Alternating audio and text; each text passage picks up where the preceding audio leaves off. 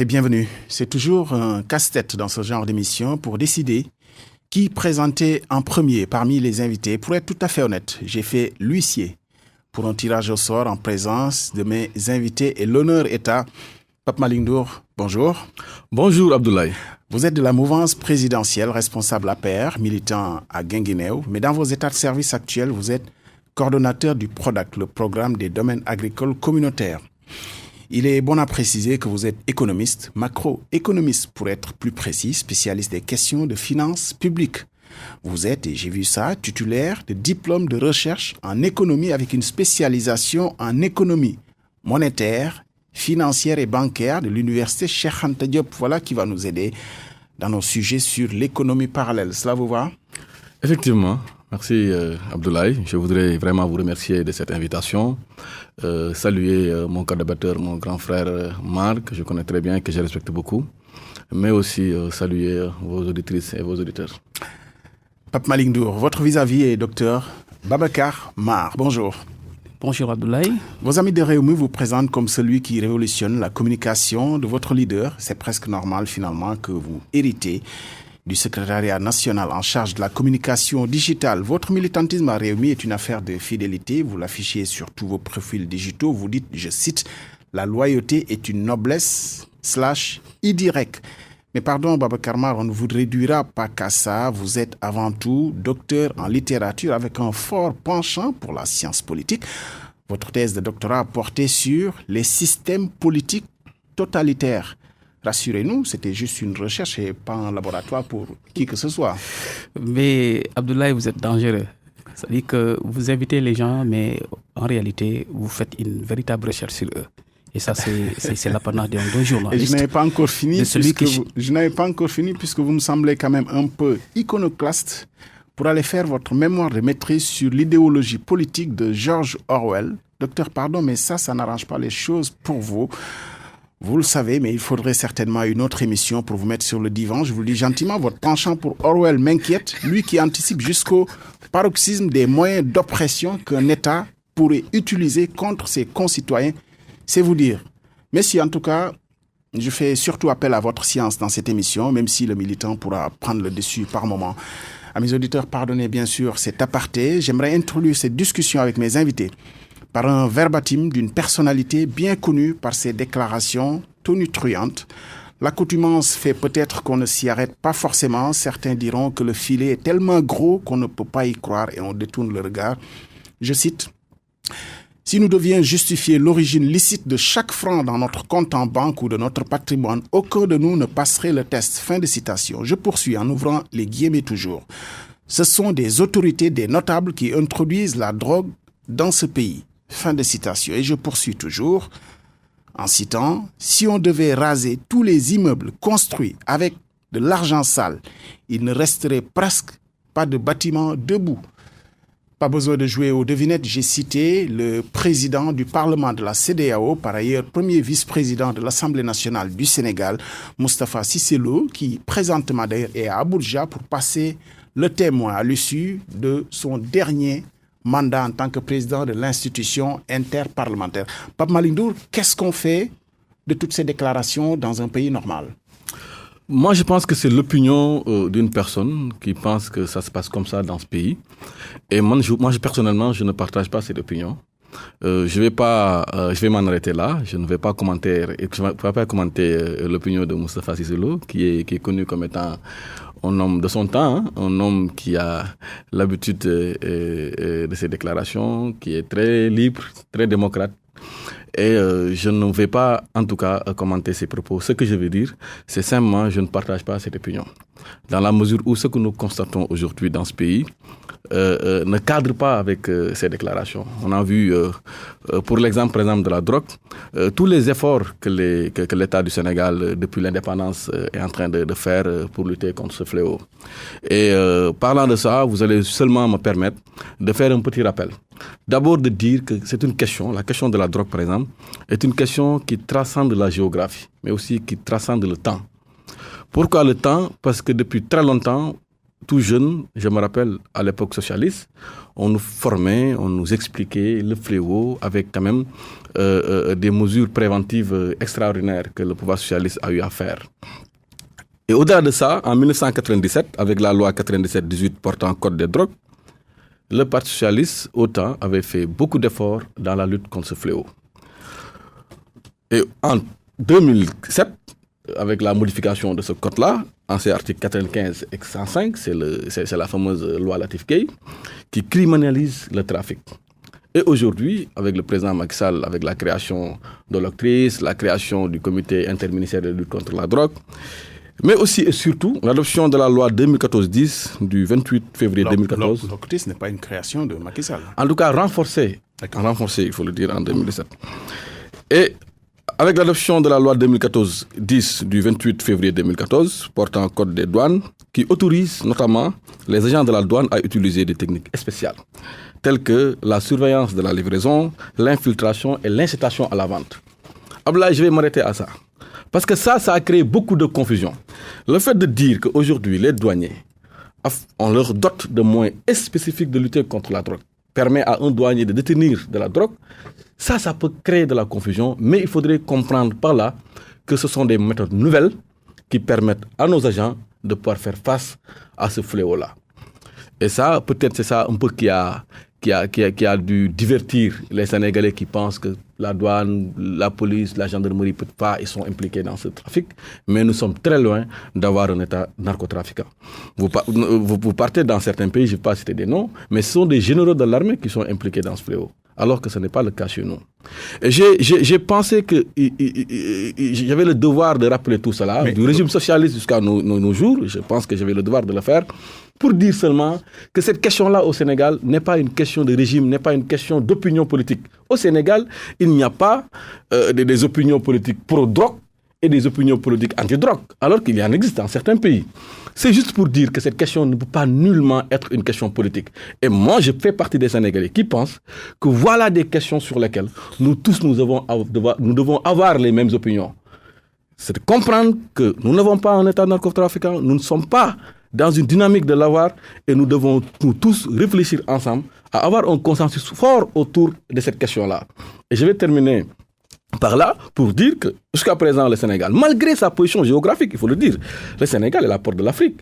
Le Sénégal est la porte du monde, plus ou moins, si on imagine le monde à travers les liens qui doivent exister entre l'Océanie, l'Asie et l'Europe. Et malgré cela, malgré sa position très stratégique qui pouvait faire du Sénégal une plaque tournante du trafic international de drogue, nous avons pu maintenir les grands principes de lutte contre la drogue au Sénégal, et cela, nous le devons à tous les régimes qui se sont succédés aujourd'hui. Donc, pour dire simplement que ces personnes qui veulent politiser cette question de la drogue, je pense qu'aujourd'hui, ils se trompent d'époque, ils se trompent de temps, mais aussi, ils se trompent de pays. Je pense que jusqu'ici, on n'a jamais dit qu'on avait un État narcotrafiquant. On le situait surtout sur un niveau économique, s'enrichir à tout prix et par tous les moyens. D'ailleurs, c'est pour ça qu'on mettait en perspective ces déclarations du président Moustapha Cissé Lo. Je comprends que vous n'en faisiez pas, si vous ne faisiez pas sienne ces déclarations. Nous allons, Babacar Mal, je vous permets de réagir très rapidement sur ce verbatim et est-ce qu'il faut les mettre en perspective en rapport avec ce qui se passe présentement? Merci beaucoup, Abdoulaye. Et tout à l'heure, je n'avais pas eu l'occasion de saluer vos auditeurs et auditrices qui suivent la RFM, qui est en train d'abattre un excellent travail dans la sphère médiatique de ce pays. Merci. C'est vrai, Abdoulaye, on a touché un point très sensible. Il faut le dire et le rappeler. Je me rappelle qu'aux États-Unis, qui est une nation extrêmement imprégnée dans la lutte contre la drogue, on avait là-bas des concepts de drug war, la guerre contre la drogue. Et ça veut dire quoi? Ça veut dire que donc la drogue, d'abord, dans une dénomination très simple, la drogue détruit le culte du travail. La drogue qui fait partie du blanchiment d'argent détruit d'abord le culte du travail. Il faut comprendre qu'aujourd'hui, nous sommes menacés. Parce qu'en réalité, au-delà de ce concept de drogue, on a dit qu'on a une saisie de temps et temps, mais on a dit que donc 500 kg avaient disparu. De cocaïne. Cela inquiète. Mais restons encore dans le débat de drogue.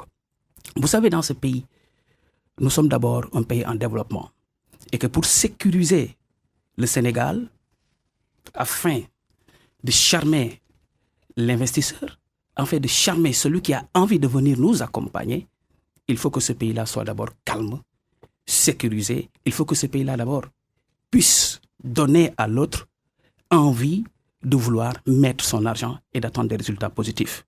Mais la drogue aujourd'hui constitue une menace extrêmement grave pour les investisseurs. D'ailleurs, les investisseurs, ils l'appellent la grande menace. Et pour lutter contre ce fléau, il faut des mesures extrêmement fermes. C'est vrai qu'aujourd'hui, nous sommes poursuivis par des choses extrêmement graves et nos enfants nous suivent.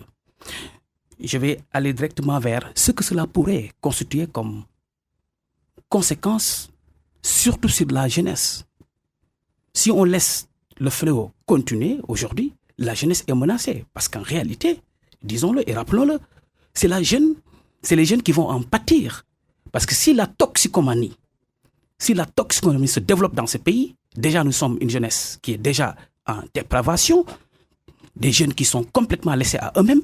Si on développe ce truc de drogue-là, mais ils vont complètement se perdre. C'est pourquoi je lance un appel solennel et un appel très simple à l'État du Sénégal de prendre toutes les mesures idoines pour que ce fléau-là soit éradiqué de manière très simple. Vous n'êtes pas convaincu par l'argumentaire développé par Pape Malick Ndour sur tous les efforts qui sont faits? Des efforts sont en train d'être faits. Je n'en disconviens pas. Mais disons-le aujourd'hui, vous vous rappelez, je donne un exemple très simple, parce qu'il y a des nations qui ont eu à mettre sur la table des mesures drastiques par rapport à ce phénomène-là. Je prends toujours un exemple de la nation américaine. Vous vous rappelez de l'événement des hippies et des artistes pop à l'époque où la drogue était presque banalisée, etc. Mais les Américains, pour lutter contre ce fléau-là, ont été très fermes. C'est-à-dire qu'aujourd'hui, on a criminalisé, on a fait ceci ou cela, mais il faut que les gens aillent jusqu'au bout. C'est-à-dire que celui qui fait ce trafic-là devrait être condamné de façon ferme. Et que des mesures devraient être prises de façon ferme, ce qui fait que donc celui qui serait tenté à le faire demain, mais sera découragé.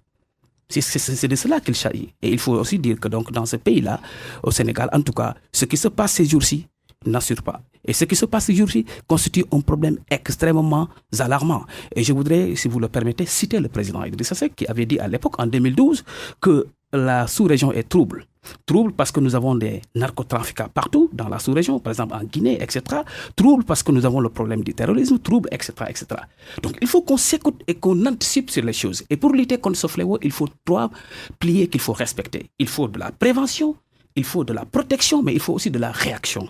Et ça, c'est extrêmement important. La réaction, maintenant, c'est l'autorité qui doit le faire. Et la réaction maintenant doit être une réaction drastique, dure, qui produira, n'est-ce pas, des conséquences extrêmement difficiles sur celui qui va le faire. Babacar Mar, Pape Malick Ndour, tous les experts, bien entendu, tous les spécialistes ont lié ces phénomènes de narcotrafiquants au terrorisme, qu'ils soient islamistes, intégristes ou autres. Le président Macky Sall a demandé, il n'y a pas longtemps, un mandat robuste aux Nations Unies pour faire face au terrorisme. Est-ce que on pourrait inclure dans cette façon de se dresser contre ces fléaux, de pouvoir demander aussi au Sénégal d'avoir un dispositif robuste pour encore plus faire face à ce phénomène de trafic de drogue qui prend quand même ces quartiers. Effectivement, et comme d'ailleurs mon ami Mar l'a rappelé et l'a confirmé, au niveau national, nos normes internationales qui datent depuis quand même très longtemps, mises en place par tous les régimes qui se sont succédés aujourd'hui, ont été des normes plus ou moins qu'on peut assimiler à des normes standards sur le plan international. C'est vrai qu'il aime, comme Idriss Seck, rappeler souvent l'exemple des États-Unis, mais il a lui-même dit, les États-Unis, lorsqu'ils mettaient en place ce dispositif ultra répressif, mais parce que derrière, il y avait quand même une banalisation de la drogue. Et il faut le dire, et pour s'en réjouir, on est très, très, très loin de cette situation ici au Sénégal. C'est vrai, le problème demeure, mais le problème n'est pas à la dimension d'une banalisation, où vraiment n'importe quel quelqu'un... Est-ce que la banalisation ne commence pas par les déclarations que j'ai citées à l'entame de mon propos, et surtout que la drogue saisie commence par disparaître dans les caves même de ceux qui doivent... C'est vrai que pour et que ça n'émeuve pas plus que ça. Non, bien sûr, c'est vrai que sur cette question, nous serons nous tous tentés à demander à ce que l'État nous explique ce qui s'est passé. Mais vous savez, en général, ces questions-là sont des questions très sensibles. Et nous avons un dispositif d'enquête quand même assez spécifique, et surtout sur ces genres de fléaux, où nous pouvons aussi comprendre le mutisme des autorités judiciaires, le mutisme des autorités de la gendarmerie, de la police ou bien de la douane. Parce que souvent, ce sont des réseaux très organisés quand il y a disparition, mais les gens ne peuvent pas comme ça faire des déclarations, expliquer, ça peut brouiller des pistes. Donc moi, je peux comprendre en tant que quelqu'un qui s'y connaît un peu en matière d'enquête, etc. Plus ou moins, je ne peux même pas dire le mutisme, mais entre guillemets, le mutisme des autorités. Mais pour dire seulement qu'on est très loin de la banalisation. Et pour dire, effectivement, pour répondre à votre question, il y a effectivement des liens qui existent entre la lutte contre le terrorisme, notamment dans sa dimension financement, la lutte contre le financement du terrorisme, et la lutte contre la drogue. Aujourd'hui, on en est dans une situation où on a encore la capacité de poursuivre des trafiquants, d'attraper des trafiquants, de saisir de la drogue. Mais si on était un pays no man's land où les terrorismes se sont emparés de la capitale, mais on serait très loin de cela.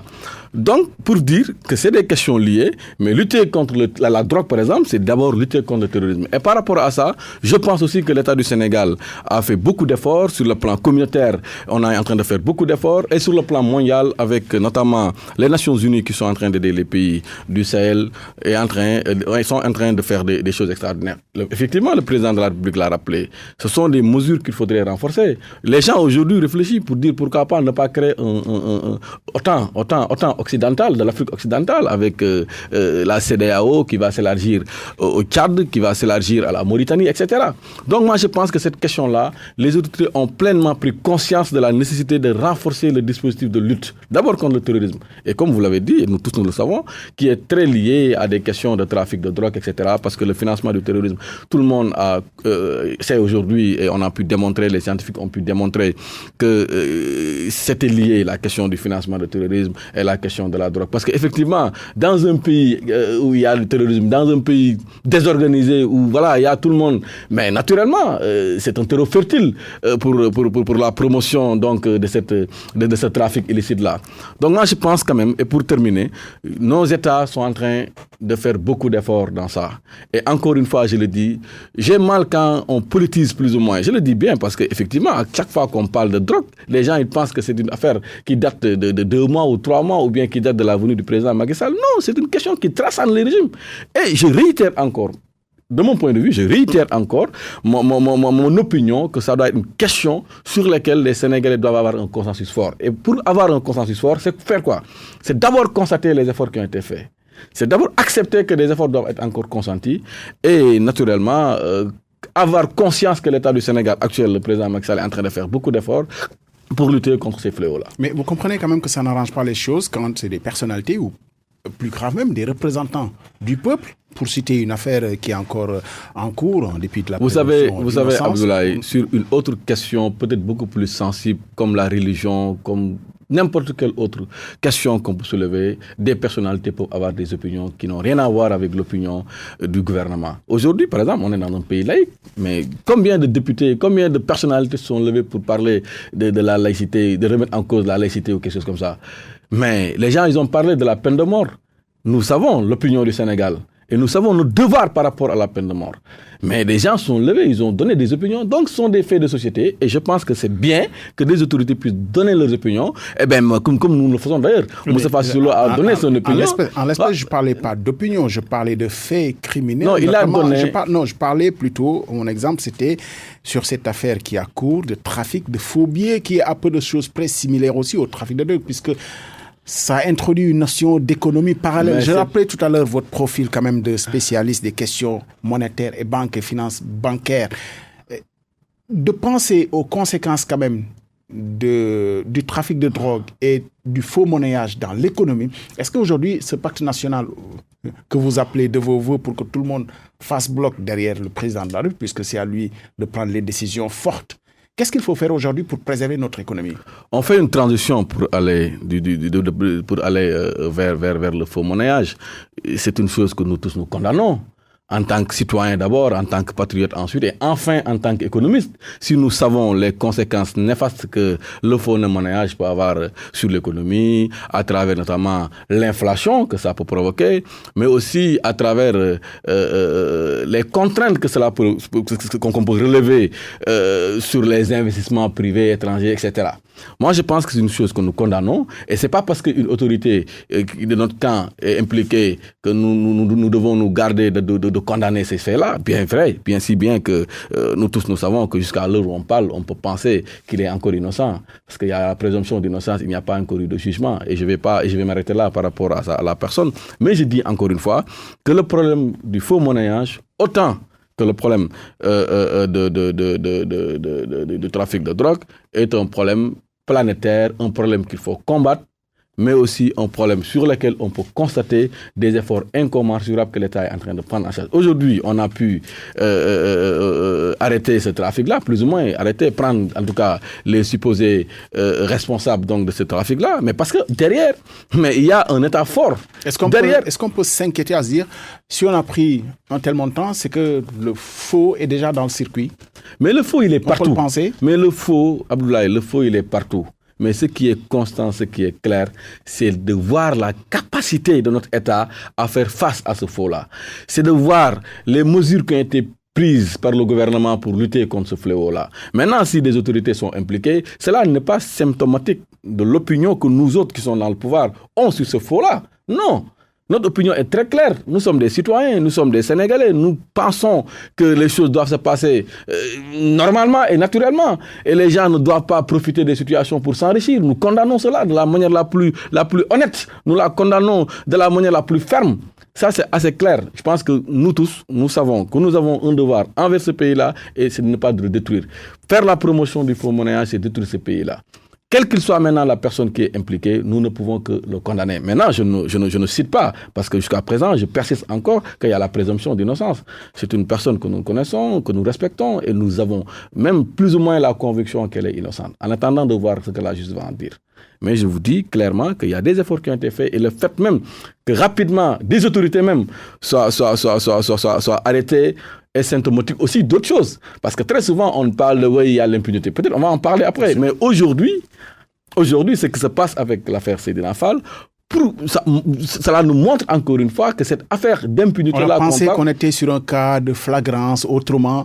D'ailleurs, le semblant de manque de diligence qu'il y a eu quand même sur les quelques jours qui ont séparer le moment où les faits ont été révélés, l'arrestation de ses présumés complices et de son déferment devant le procureur quand même. Il ne faudrait pas occulter une chose. Quand on arrêtait plus ou moins, on pouvait l'appeler comme ça, quand l'affaire s'est ébruitée, Seydina Fall était encore député. Et d'ailleurs, c'est l'occasion même de le féliciter par rapport à cet acte-là qu'il a pris en démissionnant, en mettant à l'aise la justice, en mettant à l'aise le pouvoir législatif. Il aurait dû conserver encore son poste de député.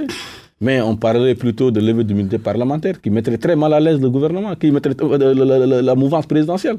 Donc, on ne va pas en débattre, mais on n'était pas dans ce cas-là. Non, mais bon, écoutez, ça c'est une trêve juridique, mais en tout cas, ce qui est clair et net, il avait la possibilité de jouir de son immunité parlementaire, il a mis à l'aise le pouvoir législatif. Vous avez eu des états d'âme à lever son immunité? Non, mais en tout cas, ça mettrait très mal à l'aise. Naturellement, les gens là, ils sont comme vous, ils sont comme moi, mais il allait mettre à l'aise le pouvoir législatif en votant son immunité parlementaire, bien sûr. Bien sûr, je ne doute pas. Aurait eu des états d'âme à lever son immunité? Je ne pense même pas. Mais quand même, ça allait poser un débat à l'Assemblée, on allait convoquer une plénière pour ça. Ça va aller même divertir le débat politique. Et je pense qu'il nous a aidés en se mettant à la disposition de la justice. Mais ce qui est important par rapport à ça, c'est de savoir, encore une fois, je le dis, la capacité de notre État à pouvoir faire face à ce fléau-là. Et aujourd'hui, la capacité à notre État de démontrer, encore une fois, que l'immunité, on en parle, mais ça n'existe pas dans notre pays. Babacar Mar, rapidement, c'est vrai qu'il y a eu des initiatives. Je rappellerai d'ailleurs le nouveau code du tourisme qui est en construction et qui met quand même un point d'honneur à lutter contre l'investissement de l'argent sale dans le domaine du tourisme notamment. Et c'est vrai, c'est un secteur très prisé par ceux qui ont envie de blanchir de l'argent. Est-ce que ça suffit aujourd'hui pour décourager ceux qui sont tentés d'emprunter des raccourcis pour s'enrichir? Merci beaucoup Abdoulaye. Permettez-moi d'abord, avant de rentrer dans le vif de votre question, de revenir un peu sur la drogue. Et c'est extrêmement important. C'est vrai qu'aujourd'hui, mon co-débatteur, M. Ndour, chante tant, n'est-ce pas, la réussite de l'État du Sénégal à mettre en place des mesures fortes pour lutter contre le fléau. Nous vous encourageons, mais nous disons en tout cas ceci. Il faut aller directement vers ces deux secteurs-là. Le premier, il faut donner des moyens logistiques, technologiques et financiers aux différentes forces de l'ordre qui luttent contre le fléau. Et on a constaté que donc ces moyens technologiques, logistiques et financiers, parfois ça pose un problème. Parce que les systèmes de cartel et trucs, maintenant, leur lutte est beaucoup plus axée sur la nouvelle technologie. Ils ont des moyens de communication très forts qui peuvent, n'est-ce pas, filer entre les mailles de l'enquête, des investigations, etc. Donc, il faut les outiller. L'autre aspect maintenant, c'est quoi? C'est qu'aujourd'hui, nous assistons à une porosité extrême de nos frontières, surtout celles terrestres. N'importe qui entre au Sénégal maintenant. Vous savez ça? N'importe qui entre au Sénégal. C'est-à-dire aujourd'hui, nous constatons que donc le contrôle qu'il faut, c'est mon avis simple, le contrôle qu'il faut pour nos frontières devrait être beaucoup plus, n'est-ce pas, beaucoup plus accentué, beaucoup plus accompagné. C'est vrai que nous avons tous un souci d'accompagner tous ceux qui viennent pour cohabiter avec nous, pour venir au Sénégal, pour chercher du travail, en tout cas, etc. Mais il faut qu'il y ait, en tout cas, un accompagnement assez sérieux par rapport à ce domaine-là. Et pour cet accompagnement-là, il faut que les gens soient beaucoup plus regardants. Mais est-ce que c'est pertinent d'orienter ce débat vers les étrangers? Parce que non, c'est pas les étrangers, je ne parle pas. Non, je ne parle pas d'étrangers. Oui, je ne parle pas. Je parle de la porosité. Quand vous dites la porosité des frontières, vous orientez le mal surtout vers ceux qui viennent pour entrer dans le territoire. Vous savez, mon frère Abdoulaye, c'est-à-dire que le fléau de la drogue, c'est-à-dire que c'est un fléau qui est dans une interconnexion extrême. C'est-à-dire que les Sénégalais, peut-être il y a des gens qui le font, qui habitent au Sénégal, mais qui sont en interconnexion avec d'autres pays. Je parle dans ce domaine-là. Et pour en venir maintenant à votre question, tout à l'heure, j'ai entendu mon frère Ndour parler d'une chose extrêmement importante quand il dit que le député, l'honorable député, M.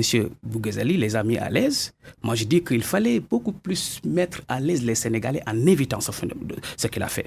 Parce que quelqu'un qui reçoit un salaire qui fait 4 fois même le salaire des citoyens moyens, des citoyens lambda sénégalais, qui se bat pour nourrir sa famille, qui se bat pour relever l'économie du Sénégal, qui se bat pour exister. Mais ça, c'est l'opinion que vous avez sur une personne. Laissez-moi terminer. Sur une personne qui est encore innocente. Boughezali, pour mettre à l'aise tout le monde, devrait au moins savoir, dorénavant, que ce salaire qu'il a reçu comme député suffit largement pour vivre honnêtement. Maintenant, si j'en viens au fléau de blanchiment ou de système de faux monnayage, ce que je dirais, c'est très simple.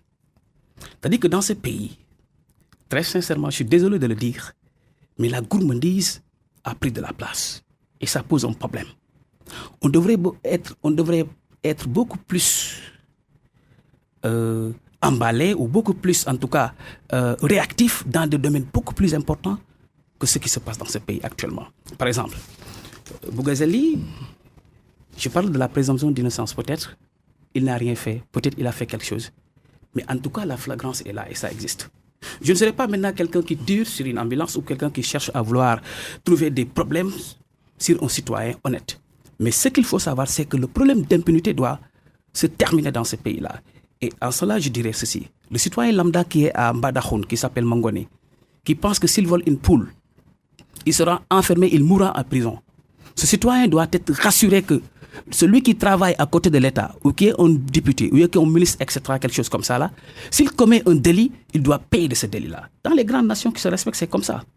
Aujourd'hui, nous assistons à un phénomène assez inquiétant de ce faux monnayage-là. Pour rassurer les Sénégalais, il faut que la justice fasse son travail. Et je crois que les instructions relatives au délit de faux monnayage sont punies conformément à la loi 84-11 du 4 janvier 1984, abrogeant et remplaçant les articles 119 et 124 inclus du Code pénal. Ils disent de manière très claire ceci.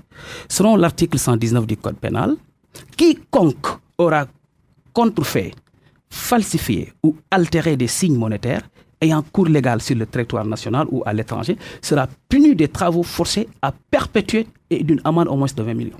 On va laisser quand même au juge de l'application. Alors ça, maintenant, que demain, qu'on ne vienne pas nous dire que donc...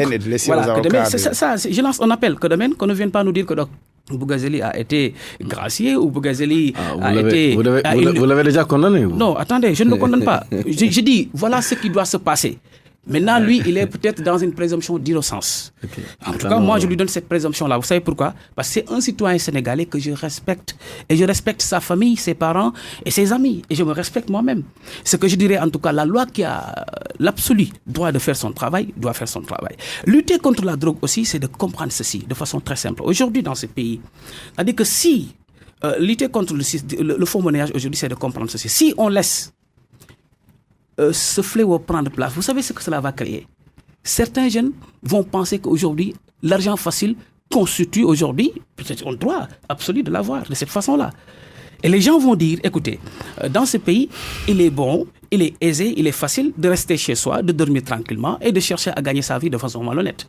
Il est vrai qu'on a dans un coin de tête quand même une affaire dans l'autre, parlant du faux, de cette affaire de faux médicaments, où quand même une personne condamnée est finalement élargie de prison par une grâce présidentielle, même si il faut le préciser, et c'est tout à l'honneur du président de la République, que lui-même a été induit en erreur et qu'une diligente enquête est en cours pour savoir. Mais tout ceci laisse croire finalement qu'il y a une sorte d'indulgence, en tout cas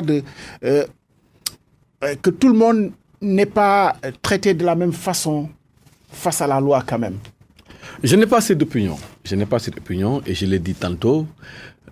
Cette affaire Seydina Fall est une parfaite illustration de l'égalité des citoyens devant la loi.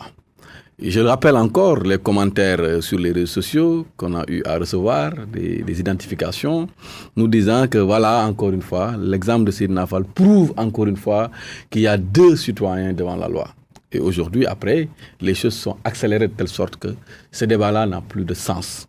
Moi, je ne pense pas. C'est vrai, il peut y avoir des légèretés. C'est vrai que l'État du Sénégal, je ne parle pas du pouvoir politique, l'État de manière générale, parce que peut-être un fonctionnaire zélé peut faire des choses qui n'ont rien à voir avec ce que l'État aurait dû faire. Peut-être la personne, je ne sais pas, je dis seulement mes opinions, peut-être un secrétaire ou quelqu'un a dû peut-être mettre le nom de celui qui n'aurait jamais dû bénéficier de la grâce présidentielle, etc. Mais on parle quand même de faits très graves de trafic de médicaments. Je suis d'accord, aussi... mais comme le président, vous-même, vous l'avez rappelé, le président lui-même, il a reconnu et qu'aujourd'hui, une enquête est en train d'être diligentée. Mais c'est juste pour vous dire quand même qu'effectivement, toutes les choses qui se passent dans un État jacobien plus ou moins comme le nôtre peuvent être directement imputables au président de la République, peuvent être directement imputables au gouvernement. Mais aussi, il faut le dire, il faut le reconnaître, que le gouvernement n'est pas centralisé autour du président de la République, n'est pas centralisé autour du gouvernement. Il peut toujours y avoir des légèretés administratives. Mais des légèretés faites par des Sénégalais lambda qui n'ont rien à voir avec le pouvoir politique. Ça, il faut le dire. Donc, pour dire seulement qu'effectivement, le problème demeure. Effectivement, parfois, on a des légèretés, mais nous sommes convaincus que cela ne nous donne pas l'obligation de penser qu'il y a une impunité générale dans notre pays. On est très loin d'un État no man's land où n'importe quel quelqu'un peut faire n'importe quoi dans notre pays. Ça, il faut le dire. Les gens, ils parlent d'impunité. Mais, Abdoulaye, cette affaire d'impunité-là, c'est beaucoup de feu, mais peu de rôti. Toutes ces choses-là que les gens parlent, ouais, détournement par-ci, libération par-là, mais en général, ça ne se passe pas comme ça. Et je pense qu'on aura l'occasion encore d'expliquer. Je pense honnêtement que ce qui se passe dans ce pays, ce n'est rien d'autre qu'un pays normal qui fonctionne selon les principes de l'État de droit, où parfois, effectivement, il y a des écarts et que l'État s'emploie à corriger. Et c'est ça. Ça ne se passe pas comme ça sur ces affaires d'impunité. Alors, il est clair quand même qu'il y a énormément de scandales posés sur la place publique qu'on n'a jusqu'ici pas éclaircis. En tout cas, sur lesquels la justice ne s'est pas jusqu'ici prononcée. Je finis. Le procureur lui-même a étalé un certain nombre de dossiers, une vingtaine, qui aujourd'hui sont toujours en instruction. On a semblé extraire ce qu'on voulait instruire prioritairement pour d'autres.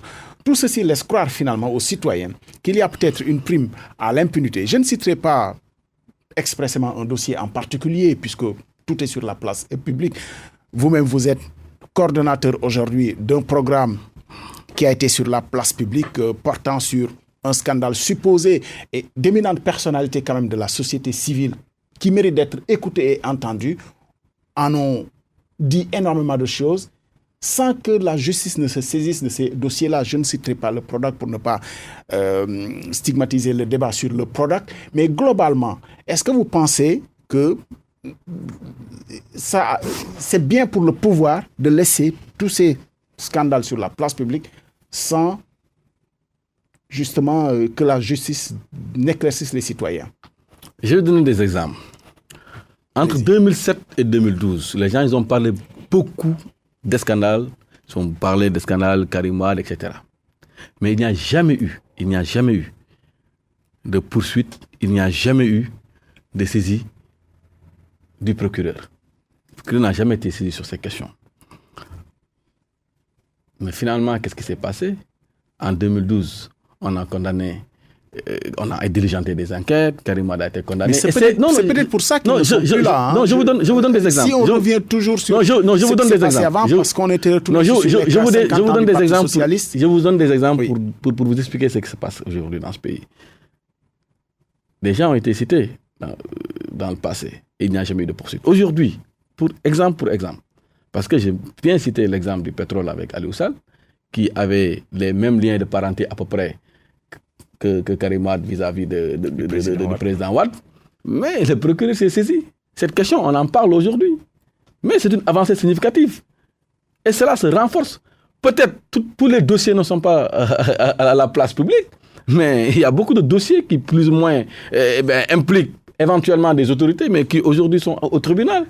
Maintenant, ce qu'il faut dire, moi, comme je l'ai dit tantôt, il y a beaucoup de dossiers qu'on parle, mais qui n'existent pas en réalité. Je vais vous donner l'exemple de Prodac. Vous avez dit effectivement, d'éminentes personnalités de la société civile en ont parlé et jusqu'à présent, il n'y a rien eu. Mais moi, dans vos plateaux, j'ai eu à défier la personne qui en avait parlé. Moi, j'ai eu à défier encore la personne pour le cas spécifique de Prodac, sur lequel je peux m'exprimer aujourd'hui en toute légalité, parce que je sais très bien ce qui se passe. Est-ce que ce n'est pas ça le problème? Parce que nous avons souligné aussi qu'il défie l'autorité judiciaire pour lui apporter les preuves. Moi aussi, je l'ai défié. À un moment donné, il faudrait que quelqu'un se saisisse de ces affaires-là. Moi aussi, je l'ai défié de nous faire un autre livre, dans la mesure où il nous disait dans le passé que 29 milliards ont été détournés. Moi, je lui ai répondu en lui disant ceci. Les travaux ont redémarré. On est en train de payer avec ces fameux 29 milliards. Qu'ils nous disent avec quel argent nous payons. Avec quel argent, aujourd'hui, nous sommes en train de payer. Et ce n'est pas un rattrapage de ce qu'on a dénoncé, de ces 29... Parce que les travaux ont redémarré, on est en train de payer avec ces 29 milliards. Il n'aurait pas été perdu pour le contribuable alors? Ah, mais c'est la question que je pose. Si l'argent a été détourné, les 29 milliards ont été détournés, mais aujourd'hui, avec quel argent nous avons redémarré Kermoumarsar? Avec quel argent, dans une semaine, nous allons démarrer Kersambakan? Avec quel argent, dans 1 mois ou 2 mois, nous allons faire Sangalkam? Et avec quel argent? Mais c'est avec les 29 milliards qu'il me prouve le contraire. Et je l'ai défié pour ça et il n'a pas répondu. Juste depuis 1 mois, je l'ai défié dans les plateaux de télévision. Pour dire. C'était ni vous ni lui c'était seulement un exemple que je donnais. Pour dire quand même que le procureur est conscient de ces faits-là, parce que le procureur aussi, il a la possibilité de le lire avec toute la science requise. Mais le rapport de l'IGF pour comprendre qu'en réalité, qu'il n'y a jamais eu de détournement de 29 milliards. Donc le procureur ne peut pas se permettre d'être là à chaque fois que quelqu'un dit que oui, celui-là a volé le poulet d'autrui ou bien la vache d'autrui qui se saisit. Mais le procureur a d'autres choses. Si c'était aussi simple, ça mériterait. Non, je vous dis, en réalité, ce qui se passe aujourd'hui. Un week-end où le ministre en charge. Je vous donne un exemple. pour que vous puissiez comprendre. Prendre sa démission. Je vous donne un exemple. Et tout ceci est vrai quand même. Je vous donne un exemple pour que vous puissiez comprendre la portée de l'intoxication au Sénégal. Hier, avant-hier, quelqu'un a publié, on a fait un marché de gré à gré de 4 milliards au bénéfice du Prodac, que l'ARMP a accepté alors que la DES. Mais c'est fabuleux comme mensonge. Je vous le dis, ça n'a rien à voir avec ce qui se passe dans la réalité. Et moi, je vous le dis, et en toute sincérité, je vous le dis, ça ne s'est pas passé comme ça. Et donc, moi, je comprends aujourd'hui que le procureur, quand même, ne peut pas se saisir sur ces détails-là que les gens ont l'habitude de dire et qui n'ont rien à voir avec la vérité. Babacar Mar, très rapidement sur cette question, et on avance un peu sur les questions politiques, puisque le temps ne nous attend pas. Vous aimez trop me dire trop rapidement. Non, c'est la première fois que je vous le dis. Alors, ce que j'ai envie de dire là-dessus, sur le problème de l'impunité, c'est ceci. C'est-à-dire que le citoyen lambda qui est quelque part dans ce pays, très loin même de Dakar ou ailleurs, dans une ville quelque part, dans un département, ou aussi même à Dakar, a l'impression que l'impunité est de mise dans ce pays. Parce qu'on a vu que donc les rapports de l'OFNAC à l'époque, sur la Poste, le coût, Hollywood, on a vu l'affaire Big Togo, on a vu, etc. Beaucoup de choses, beaucoup de problèmes qui ont inquiété les citoyens jusqu'à l'affaire Prodac. Ces problèmes n'ont pas été vidés. Il ne s'agit pas tout simplement de faire parler la justice. Quand on accuse quelqu'un, ou bien quand les Sénégalais, en tout cas, ont des soupçons sur quelque chose, mais la personne qui est concernée, ou bien qui est, en tout cas, le principal, n'est-ce pas, acteur, devrait au moins faire face aux Sénégalais et leur parler. Ça, c'est le minimum. Mais jusque-là, les Sénégalais restent en tout cas insatisfaits par rapport à cela. Et je voudrais revenir aussi sur un autre phénomène par rapport à l'impunité. Vous savez, nous avons assisté à beaucoup de problèmes. Tout à l'heure, vous avez parlé du problème des médicaments où le président avait gracié quelqu'un et juste après, il a dit qu'il a été induit en erreur. Ça pose un problème dans ce pays-là. Je crois que donc il est grand temps que la justice, en tout cas, fasse son travail. Elle est en train de le faire, mais que la justice, le pouvoir judiciaire, le pouvoir législatif et le pouvoir exécutif, que ces pouvoirs-là sachent que donc chacun a son domaine de prédilection qui lui appartient à lui-même et que tous les domaines soient respectés et que ce domaine-là que ne se fasse pas, menace ou en tout cas influence pour que le citoyen lambda en souffre. C'est un appel très fort que je lance au président Macky Sall et que je lance, n'est-ce pas, aux autorités compétentes par rapport à la matière. Donc l'impunité, effectivement, est de mise dans ce pays. Il faut le reconnaître et le dire et avoir aussi l'audace de le dire parce qu'en réalité, si vraiment je convoque encore le problème de Bougazali, si c'était un opposant qui avait fait ça, mais il ne passerait pas une seule nuit chez lui. Alors qu'on a vu que donc le député a fait des va-et-vient, il est parti chez lui, il est revenu, il a fait faux bon à la justice, les gens en ont parlé, etc. Si c'était Babacar Mar qui avait fait cela, mais il aurait passé sa première nuit en prison. Si c'était un opposant, la même chose. C'est-à-dire qu'il ne faut pas que le citoyen voit et regarde cela comme un film de Hollywood. Vous lui conseillez le 2 poids 2 mesures ou même pas du tout? Je reviens un peu. Il n'y a pas de 2 poids 2 mesures. Je reviens un peu. Donc pour dire que donc, l'impunité en tout cas, même si vous dites que n'existe pas dans ce pays, en tout cas, par rapport à ce qui se passe, nous assistons à des dossiers qui sont traités à une double vitesse. Ça, il faut le reconnaître et le dire. Maintenant, dans un pays, dans un État qui veut avancer doit écouter ses opposants, prendre leurs avis, tenir compte de leurs avis, exploiter ces avis-là pour faire avancer son pays. Vous n'aurez pas pu faire mieux pour me faire avancer, puisque bien entendu, vous dites un pouvoir qui se respecte doit écouter ses opposants. C'est au dialogue politique ou au dialogue national qu'on espère que tout le monde se fasse entendre et que tout le monde soit écouté. Vous y êtes encore. Le dialogue national a semblé prendre un coup quand finalement la décision a été prise de reporter les élections locales qui devaient avoir lieu dans un premier temps en juin 2019 puis en décembre. Finalement, programmé au plus tard pour mars 2021. Vous souscrivez encore toujours à ce dialogue-là, vous Rewmi et la coalition IDI qui est arrivée, on le rappelle quand même, deuxième à l'élection présidentielle du 24 février 2019. Merci Abdoulaye. Vous savez, ce dialogue politique-là devrait être très bien expliqué devant les Sénégalais. Parce qu'en réalité, le dialogue national, qui est dirigé par Famara Ibrahima Sagna, a hérité de la commission politique. La commission politique, c'est l'une des commissions qui ont été mises en place pour faire fonctionner le dialogue national. Mais véritablement, le dialogue national en tant que tel n'a pas encore commencé. Maintenant, la commission politique qui est à sa 39e session a commencé son travail. Et aujourd'hui, en tout cas, il faut dire que donc 10 points ont été trouvés comme consensus. Et parmi ces 10 points-là, on a l'élection du maire, du président du conseil départemental, etc. J'en passe. Mais il faut dire, absolument, il faut revenir aussi sur une question extrêmement importante. Au sortir des élections présidentielles, tout le monde a crié sur deux choses. Le processus électoral et le fichier. Les gens ont dit, avant d'aller à une élection locale ou bien à une quelconque autre élection, il faut une évaluation correcte du processus électoral. Il faut aussi un audit sincère du fichier. Les gens ont mis ces différentes questions sur la table et il y a différents pôles. Il y a le pôle de l'opposition, le non-aligné et le pouvoir. Le pôle de l'opposition dirigé par l'honorable député Déthié Fall. Ils ont dit, et de façon très précise et très claire, qu'avant d'aller à une quelconque élection, il faut d'abord qu'on entame cet audit de façon très sincère. Un audit sincère où il faut impliquer l'opposition, impliquer la société civile, les journalistes, etc., tout le monde. Lorsque les gens ont dit ça maintenant, les gens étaient en train de réfléchir sur une date ultérieure. Ce qui désole aujourd'hui, c'est l'amendement du ministre de l'Intérieur. Avant de sortir un quelconque amendement, il fallait d'abord mettre cela sur la plénière du dialogue. Les gens vont en discuter et sortir une date adéquate. Mais de toutes les façons, les gens ont dit d'ici 2021. C'est-à-dire si l'audit se termine bien avant, et on va enclencher une démarche assez rapide pour que l'audit se fasse de manière rapide. Donc, si l'audit se termine très tôt, je crois que donc on aura la possibilité d'aller à une élection avant 2021. Et le ministre de l'Intérieur l'a dit alors. Absolument. Il n'y a pas de problème alors. Et là, je crois, il n'y a pas de problème. Là, je crois, ce qu'il faut surtout faire, c'est de respecter, en tout cas, et aujourd'hui, je te donne, avant de continuer mon raisonnement, je te donne une information. Ils ont mis sur place un comité de suivi, aujourd'hui, où chaque pôle a été représenté par 3 personnes. Et ce comité de suivi-là va prendre en compte le problème de l'audit des fichiers et l'évaluation normale du processus électoral. Nous sommes dans ça et j'espère que, Inch'Allah Rabbi, si tout est bien, je crois qu'avant 2021, on va aller à des élections libres, transparentes et crédibles. C'est encore probant ce qui se discute au dialogue politique pour faire avancer les choses? Mais naturellement, parce qu'au moins, voilà les points sur lesquels au moins on est d'accord.